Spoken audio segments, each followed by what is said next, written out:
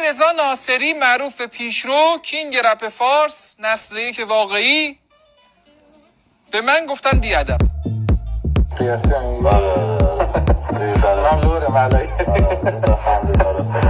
یه ذره بیادبی ها، یه ذره بیادبی گمانه چشاش شبیه تو میکنه ولی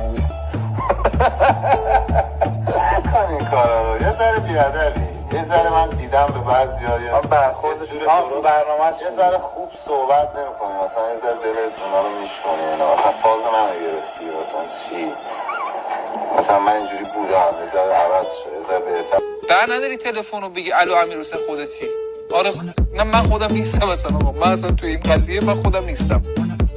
چرا من باید وارد هم چیزی بشم؟ این آقا کارش دیس کردنه، بلد 30 سال داره این کارو میکنه، چرا باید با پیشرو وارد دعواشم؟ چشم مؤدب‌تر میشم. شما بگو من مؤدب‌تر میشم. اگه دیدی دیگه بیادبی از من دیدی، چرا من بیام با تو دعوا کنم؟ تو رپ هم آشنایی ندارم که بخواد مثلا با شما بگم تو برو مثلا از من دفاع کن.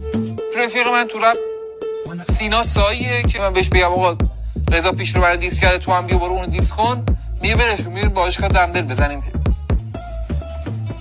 اونجا خالی کنیم خودمون. واقعا به نظرم شما دارید زحمت میکشید. من طرفدارم، یا چی نیستم، من طرفدارم. پشم بکش. حرف دوست